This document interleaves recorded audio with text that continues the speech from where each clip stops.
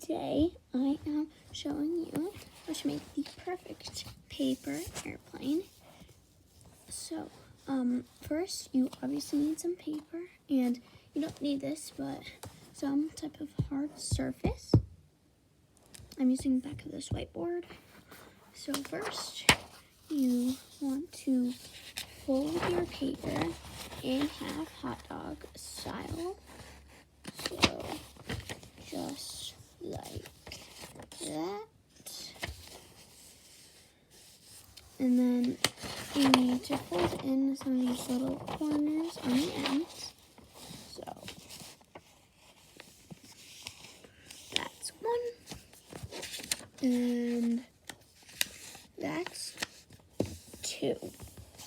Then you are going to fold it in a little bit more on each side. So, just like that. And then the same on the other side.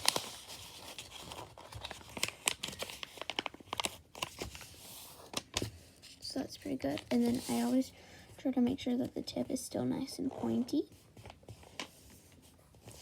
And then you are going to fold it in half, back where it was originally, like that. And then you're going to fold down a little bit like that. Same on the other side. And boom.